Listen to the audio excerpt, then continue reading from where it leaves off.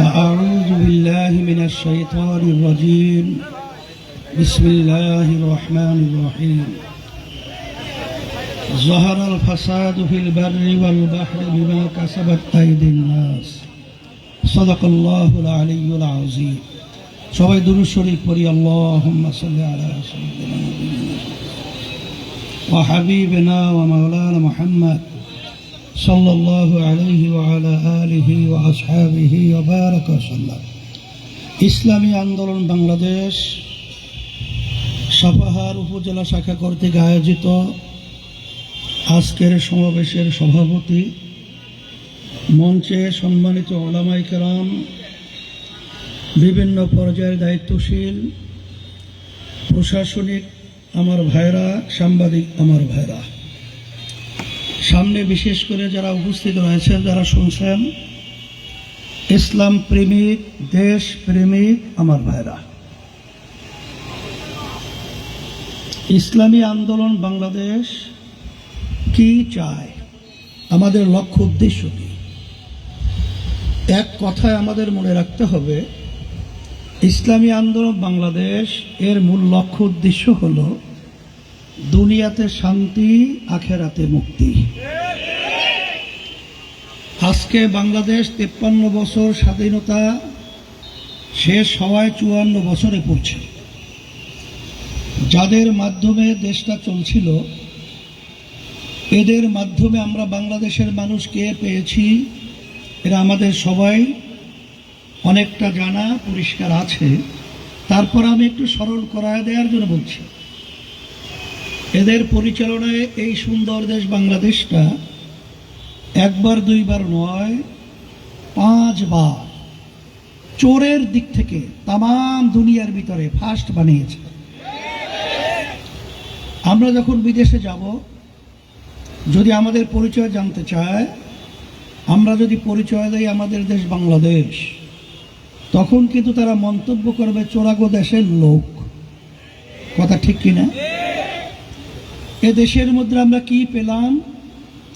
July 5ই August আপনারা দেখেছেন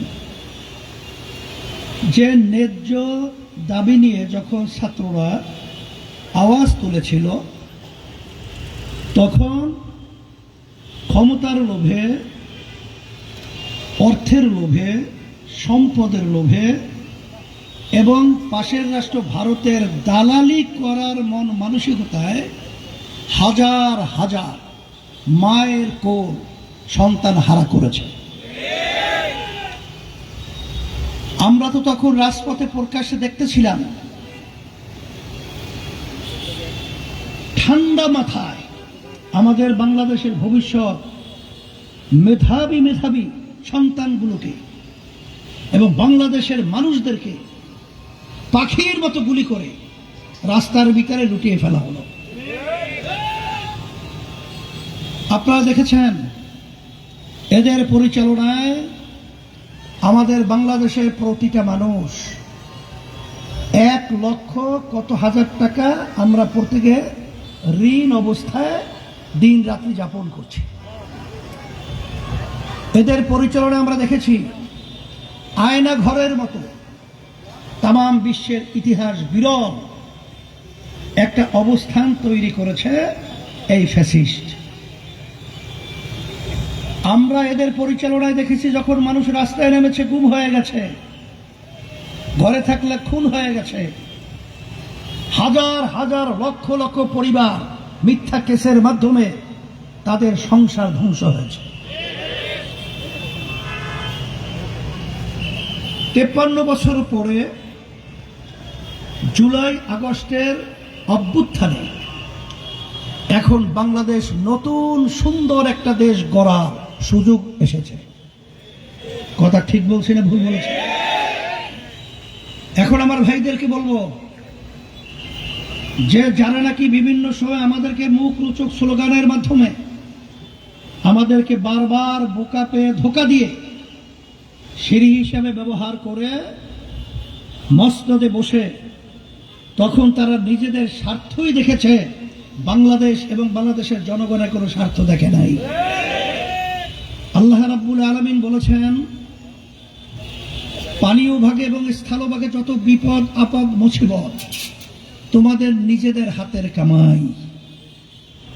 আল্লাহ রাব্বুল আলামিন কোরআনুল কারীমের ভিতরে আরো বলেছেন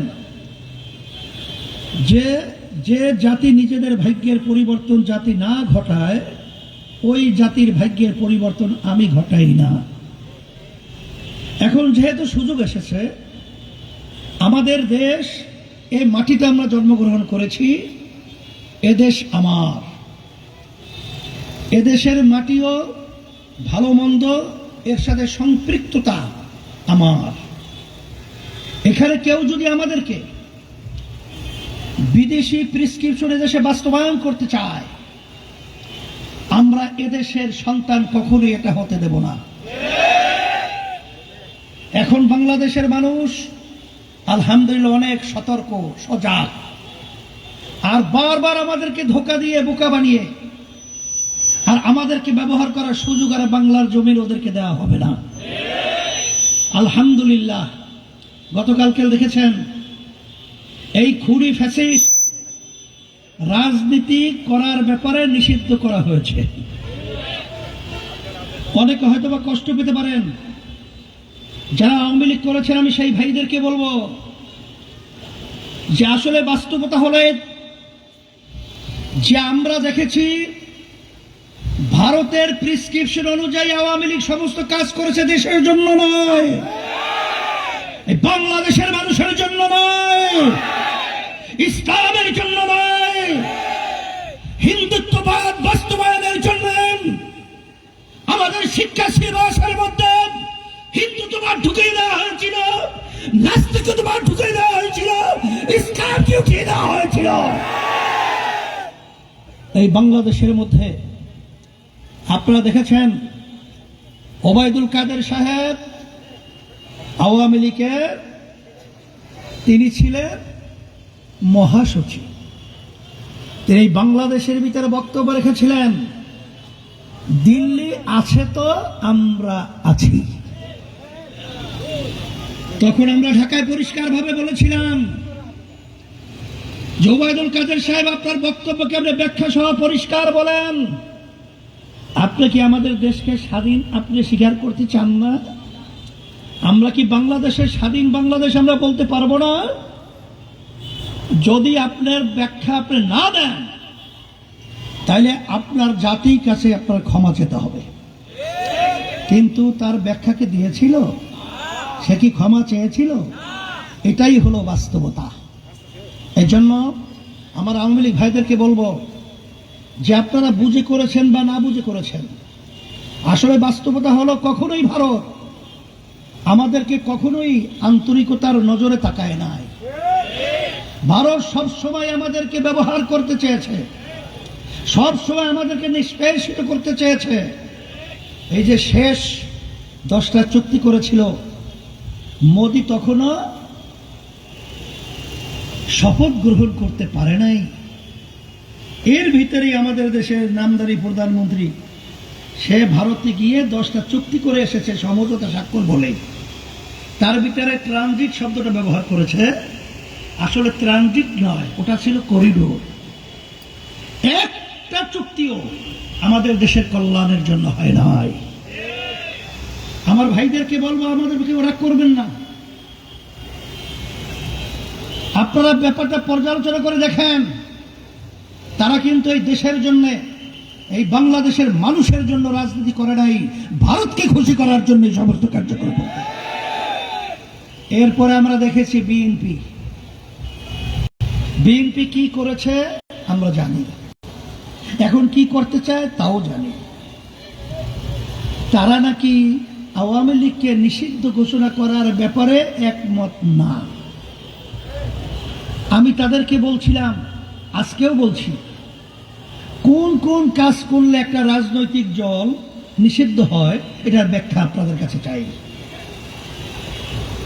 বিভিন্ন দেশের মধ্যে যখন নাকি নীতি নৈতিকতা হারিয়ে ফেলে, তখন সেই রাজনীতি দল রাজনীতি করার অধিকার রাখে না। তাহলে আপনারা তাদের রাজনীতি করার ব্যাপারে আপনারা বলিয়া হচ্ছেন, আর এখন কালকে যখন ওদেরকে নিষিদ্ধ ঘোষণা করা হলো, তখন আপনাদের অবস্থান আমরা দেখেছি, আপনাদের বিভিন্ন নেতাদের বক্তব্য আমরা দেখেছি, শুনেছি। যখন আন্দোলনকারীদের বিজয় হলো, তখন আপনারা আবার ধোঁকা দেবেন আমাদেরকে, আর বোকা পেয়ে আবার ধানের শীষ মার্কায় সিল মেরে বাক্স ভরবে, এ চিন্তা এখন গুড়ে বানি। কারণ বাংলাদেশের মানুষ আওয়ামী লীগ দেখেছে, বিএনপি দেখেছে, জাতীয় পার্টি দেখেছে, অন্যান্য আদার্স দল দেখেছে, কিন্তু ইসলাম দেখে নাই।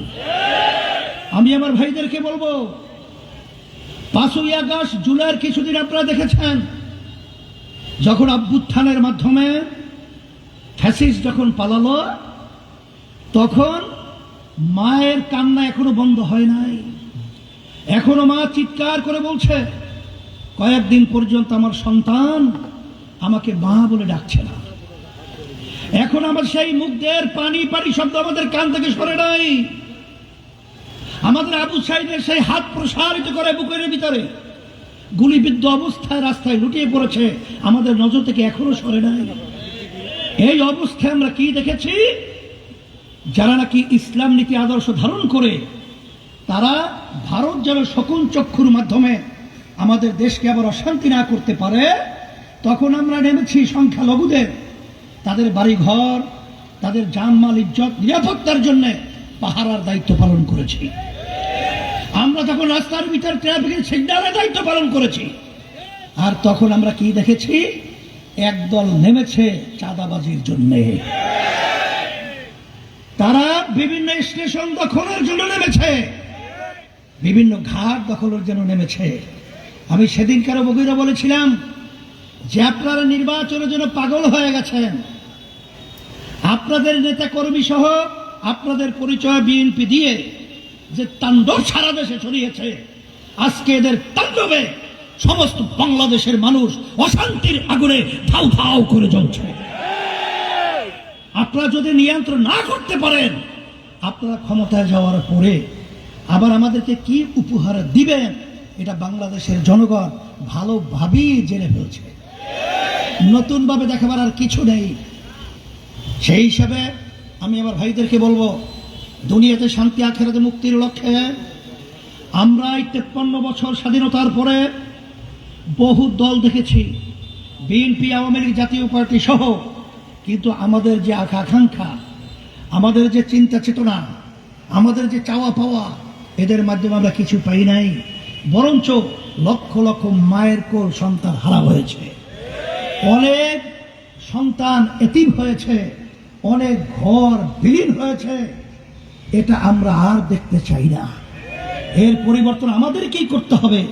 এই জন্য আমার ভাইদেরকে বলবো, যারা আমার কথা শুনছেন, আমরা বিভিন্ন নীতি আদর্শ দেখেছি, ইসলামী নীতি আদর্শ দেখি নাই। এই জন্য আমি সকলকে উদাত্ত আহ্বান জানাবো, আজকে আপনাদের উপস্থিতি এবং আপনাদের আন্তরিকতা দেখে আমরা অত্যন্ত খুশি হয়েছি। আমরা যেন একত্রিত হয়ে আমরা গলায় হাত দিয়ে আমরা যেন এই সুন্দর দেশটাকে করতে পারি, এই আশাবাদ এবং আপনাদেরকে আহ্বান করছি। সকলকে ধন্যবাদ জানাচ্ছি। আল্লাহুম্মা আমিন। রব্বানা আতিনা ফিদ দুনিয়া হাসানাহ